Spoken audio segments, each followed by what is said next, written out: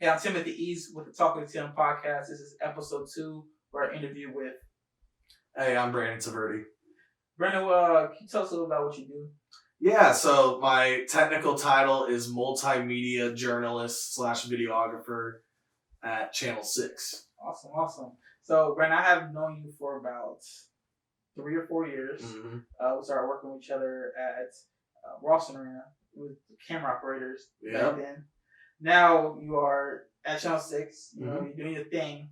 Can you tell me a little about your background just for this whole podcast episode? Kind of for people who's inspired, kind of like the video track, or maybe some young kids who like it. Can you tell us how you got started in this?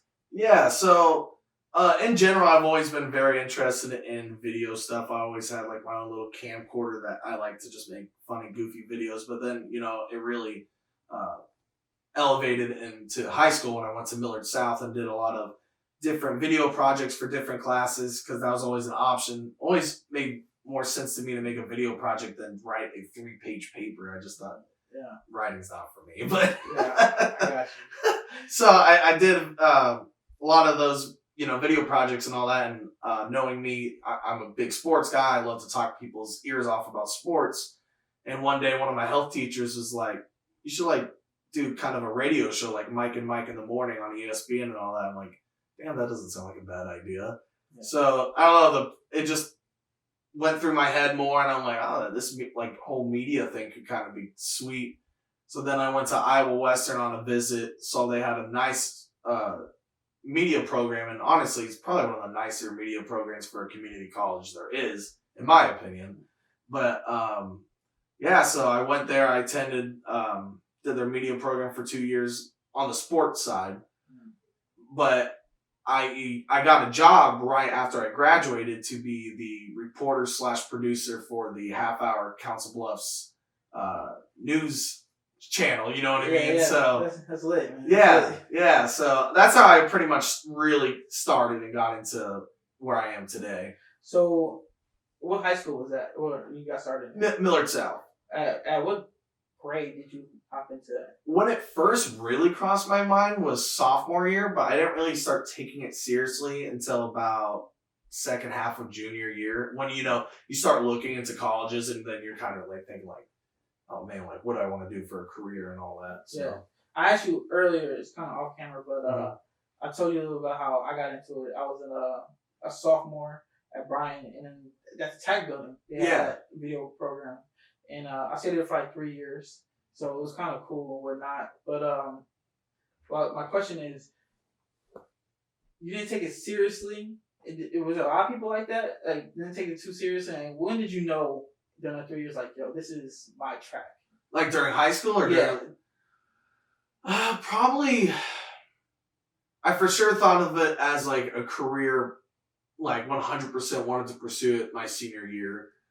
I think it was literally on that campus visit, Iowa Western, looking at that media program and saw the things that they offered and what students can do. And then, I think about all my idols growing up, watching Stuart Scott on Sports Center, Al Michaels as a play-by-play. Right. I'm just damn, that'd be sweet to be one of those guys, And obviously I'm doing news now, but that doesn't mean I don't want to get to sports. But at the same time, I'm still news too. There's some people I pay attention to for that too.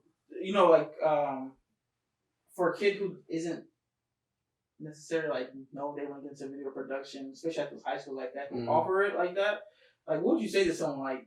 For me, it was just about trying out to see if I like it or not, and I ended up falling in love with it. What would you say to kids like that? I think that's exactly what you kind of have to do as a kid.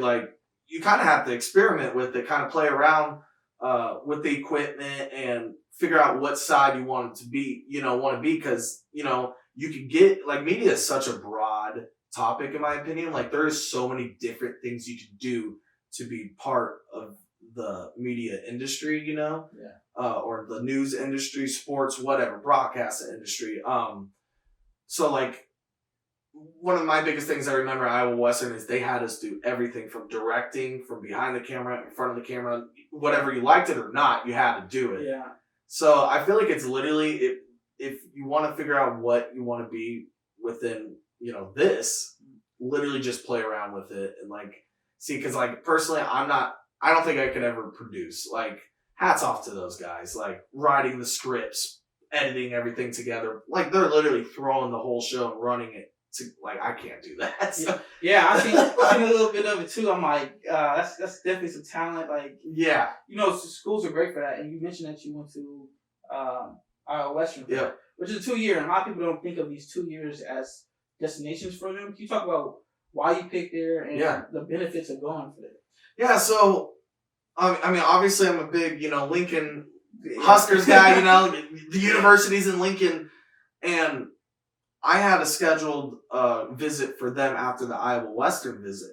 But I looked at the Iowa Western, media program and saw what they have, and I'm like, I could be doing this in 2 years. Whereas if I went to Lincoln, I'd be having to wait until my junior year to actually touch a camera and all that. Yeah. So I'm just like, I think it's just more worth for me personally, just to get these 2 years, get thrown in the fire. And it's scary at first, obviously, but once you pick it up, it's like second nature to you. So I just figured, like, literally, let's rather get it done now, be cheaper, and get a job right away. Yeah. So I think there's like such a bad stigma on that. Like it is, definitely is. Like everybody I know that has went to Iowa Western has got a job like right away in the field of media. And it's insane because it's flooded. Like it's like Channel 3 is flooded with Iowa Western. Yeah, I mean, it is a great program. They come ready, and you don't have, like you said, you don't have to spend so much money in 4 years. No, you learn in that 2 year span. That's. I mean, I wish people would think about it more. Yeah. Me personally, I think I would. If I had to do it again, I would have went that way. But how was it your first job inside of media, like working as a reporter? Oh, so like. Even like counting at Iowa Western when I was a reporter producer. Yeah. It was a transition, I guess, because first off, that was news. I never worked or did news at the school. I did sports. I was always the sports guy. So transitioning into news, there's the similarities, but there's still a difference in it too. Because sports is you're shooting highlights. You're seeing it develop in front of you.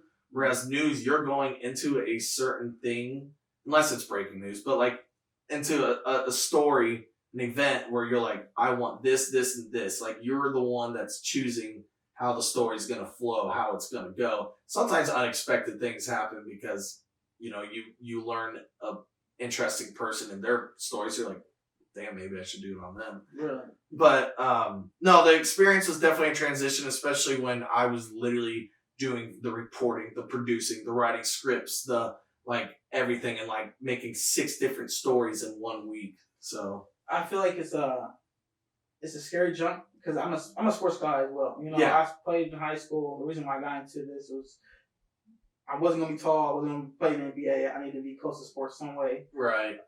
But then when I started getting into the news production, that's a whole different skill. That's obviously go to school for it, but until you're out there in that field, I mean, it really doesn't a lot of things, but it doesn't really feel. It's a whole different ball game.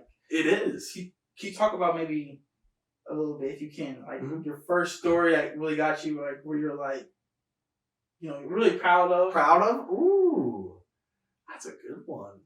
First story I was really proud of. I'll say, even outside of Iowa Western, it was back when I was working for 7, 3 years ago, whatever. I shot this story of this guy that got hurt in Alaska, fell off a 90-foot ladder because he was a firefighter. Mm-hmm. But I guess we had one of the best rehab facilities here in Omaha or something like that. So he came all the way down here.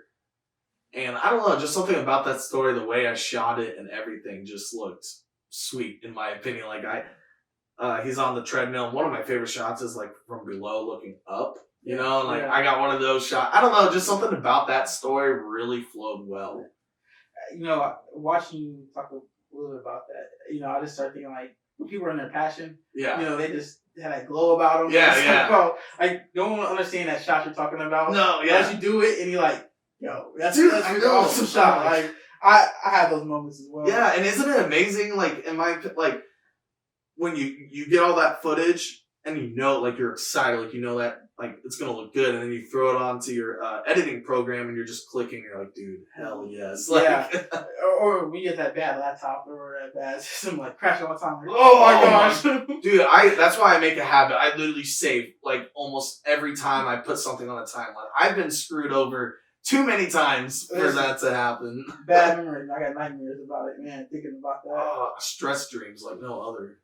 Something I really like to get your opinion on, because you have been in the news for quite a while now. Mm-hmm. How does it feel? Get onto it, people with the whole fake news thing. How does that feel for you? I think it's annoying. Like, we're literally being yelled at for doing our jobs because we're literally reporting the facts, but just because they don't like what they hear, we're automatically fake news. Like, it's just so stupid. Like, if you don't like it, deal with it. There's nothing about it. Like, we're not going for the liberal media or anything stupid like that. It's like, no, we're literally simply stating the facts. We're not trying to sway you one way or the other. We're literally telling you what he or she said or did. We're not throwing in any opinion on it. So I think people kind of, correct me if I'm wrong on this, they get it kind of twisted, especially for local news compared to like the big networks.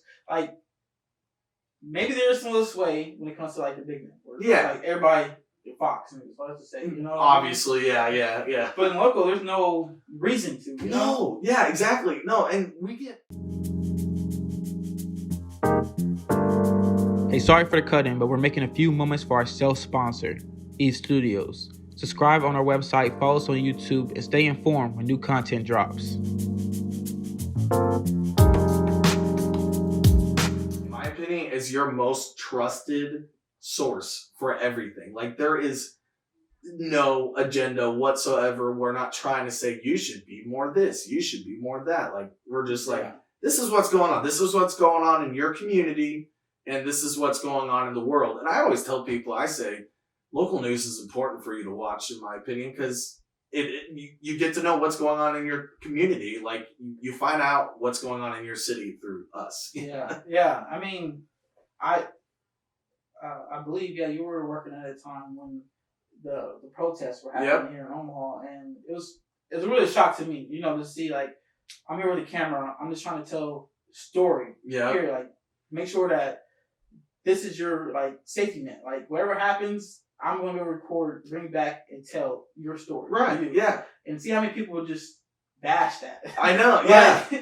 It was scary. I mean, you can attest for that. Like, being inside that as just I don't really want to be down here. Right. But I'm here. Like, that was terrifying for me. How was that for you? Yeah, I mean, definitely. I remember one specific moment, my heart was just racing when, the curfew, the first night of the curfew, people are still there, and people are just, getting angrier and angrier throughout the night, and I'm just standing there with a camera right in front of their face, and I was just waiting for someone to, like, start yelling at me or something. I'm literally like, it's like, guys, I'm sorry. Like, it's not that I specifically want to capture these certain moments. It's just, we have to tell what's going on. Like, we got to show people what's going on. Yeah. I'm sorry for all the media people have to go through this. Oh, yeah. It's tough, Well, and that's my thing. Like, I guess for the whole, like, when I'm sorry thing is, like, breaking news, like what just happened. Like, an 8-year-old gets hit by a bus, dies. The families naturally will get mad at us. Not all families, but sometimes they do. And like, I understand it's a high tense situation, and they're like, screw you guys, you shouldn't be here and all that. It's like, hey, I don't want to be here just as much as you guys. Really? It's just, it's our job. Like, we just have to show what's going on. And in a way, it's kind of spreading a good message of like in that instance with the 8-year-old, like, look out, like, look both ways on the streets. Like, I know it's a cliche thing, but literally you need to look for kids, or it could send a message in a way. Exactly. I mean, news is a tool that can improve our lives, period. Yeah. Like, we get educated through our community, like you said. We get educated through new, technology come out, or diseases. We get updates on that. I know people are crazy. I'm tired of that, but it helps, Yeah. Or my favorite is when people get mad about the weather. cut-ins. Like, Dude, I'm sure you want to know if a tornado's coming your way or not. So, like, why'd you interrupt Jeopardy for this tornado that's apparently down my street? Man, people are hilarious. But the one, question I have, kind of get off of that a little bit, but for someone who's interested in getting into this, can you tell them a little bit about the day-to-days of being a videographer for the news station? What's like your routine or progress? Yeah. Well, in a normal circumstance where there's no COVID, you get typically what I would do, I'd get in the station, turn on my computer, get all that stuff on, look at my camera bag, make sure everything's all good still, get a charged battery, because in my opinion, it's just more worth charging a battery every single day after the end of the day, because just, you never know. Sometimes I've been burned by batteries where I'm like, it was 70 minutes left, but now it's down to 20 all of a sudden, so Yeah. So I make sure to get a fresh battery, and then typically with a reporter, I go check in with him or her, and then they're like, either we got this set up for this time, or they're still fishing for something. So then kind of just chill by my little office area, maybe get some work stuff done online, like clocking in or something like that, and then they come to me, and then we go to the garage, get the car, and head out to the store, and then edit after. Awesome. My next question is, that's the days, but for someone who doesn't know where to start or how to begin on the track of maybe in high school or in college, of getting into the news station or getting into the media world, what's kind of tips you give them or advice? I would say for sure at least study up on a lot of the stuff. I'd say literally just watch the news. You know what I mean? Like literally watch how they do things. Pay attention to the photographers on how they shoot certain angles, how they flow the story. I even do that now. Like I still watch, national networks being like, okay, how are the big dogs doing it? Like how can I not copy what they do, but kind of like pick their minds and take certain things and make it into my own. Yeah. So definitely studying up on stuff, and then also just playing around. So literally as simple as, I remember I didn't have any fancy stuff. I had a little $50 camcorder, which was a lot to me. And then a little natural Windows media editor, and just play around with it. Yeah. That's dope right there. Just think about like a part of being creative, part of eStudios right now is just getting started. Like that's our theme this year. Like you have a goal, just get started on it. Yeah. Like, for me, I got into news. I didn't really want to be in the news. I don't think so. I creative projects more. Yeah. But it was a great learning curve. Yeah. It's like, these people, it might look simple how they edit, but it goes into that's an art. It is. Art is the best way to describe it. Man, it's like these people. I mean, even from crafting a script that can fit into a minute time frame and use so much information. Yeah. Like people don't really appreciate that, and it's kind of cool hearing from someone who's behind the scenes, seeing it and can contest to it. Like these people are.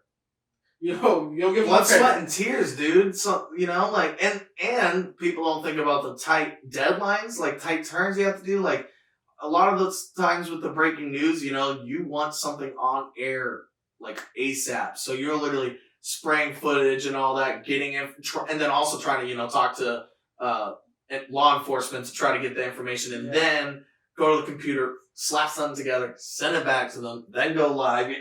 Yeah, man.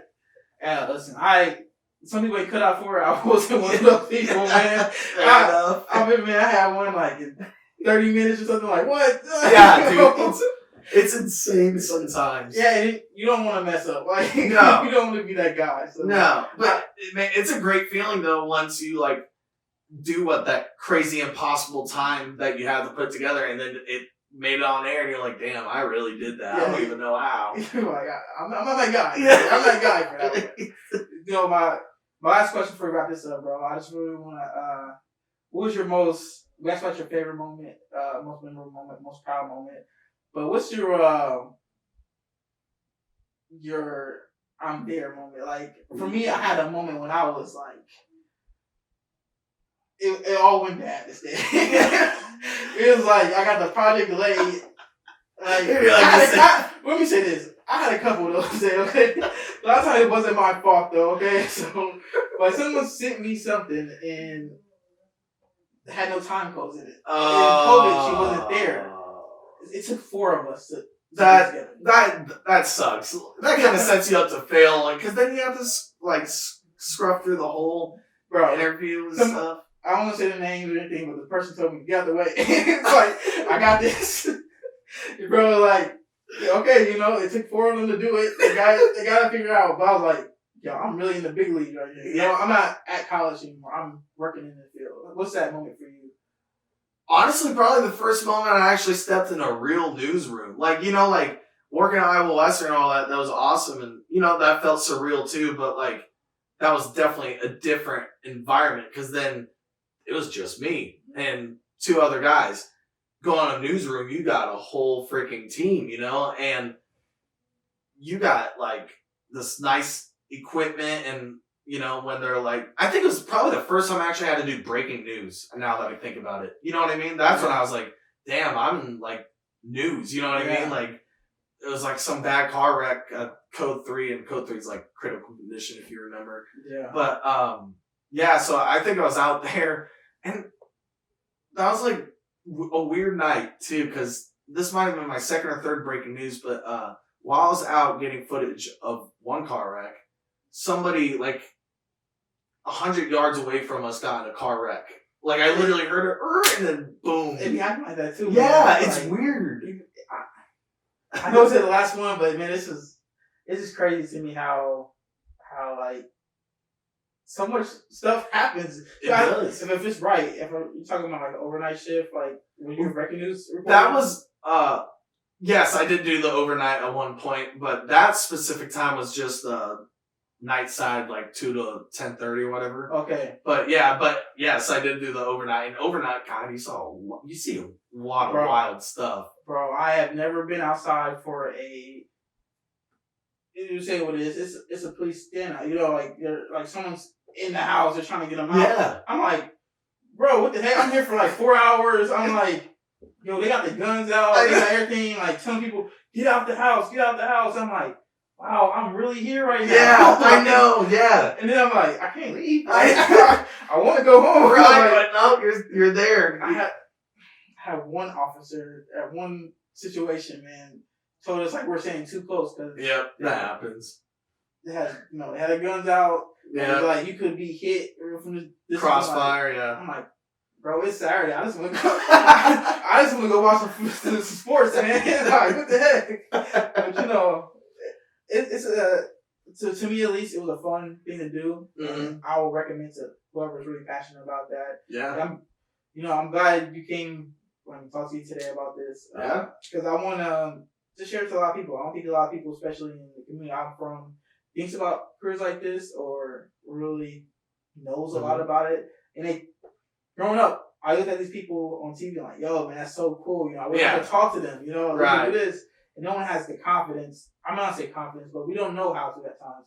And we don't always see these interviews. We don't always get this opportunity. Mm-hmm. I think it's cool, hear from someone who's actually in there, actually been there. And you learn that they're friendly people. You know, they're open to talk. They are. Honest to God, like you go in the newsroom. Like I work with, like guys like John Nicely that's been there forever. You know, and it's weird, like in a way, because like not weird, but I watched him growing up, and now I'm freaking working with it. Like I'm technically a coworker, and you talk to him, and he's like the nicest dude. No pun intended, but he's like the nicest dude there is, and I'm just like, this is wild.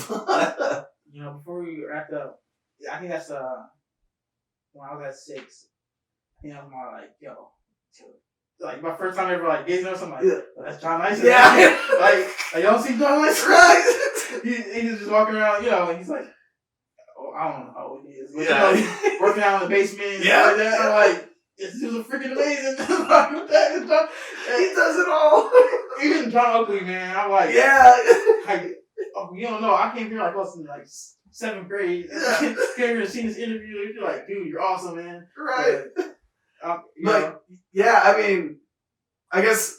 Sorry to interrupt. I was just saying, like, like if you're thinking about getting into like media, especially news and all that, I say go ahead, man. Like it's an important role. Like, you know, locally or globally, you know, like it's important. Like people find out stuff through news. Like news makes the difference. I have this mask that says America needs journalists, you know, because like you do, like, dude, investigative journalism too, especially has broke so many things that people wouldn't even know. Like my biggest example is Watergate with Richard Nixon. Like it was, the Washington Post journalist that broke the story and found out that Richard Nixon had something to do with the bugging of the Watergate building. Like that's how big journalists can be. I mean, that's throughout history. I mean, like even sports journalists, you know, they have to break the big news too. But like, we don't think about it as much as like people doing their jobs. It's an art, it's a talent. It could be extremely fun. You know, it's okay. It's not meant for everybody, but it's a rewarding career. It's an essential career. Obviously, you guys are out there during this COVID time. And thank you for coming today. Thank you for get this interview with you, bro. Thanks, I won't dap you up, but you know, it's all good. Air elbows. All right. All right, bro. Well, that's it for the Talkative podcast, episode 2. Thank you.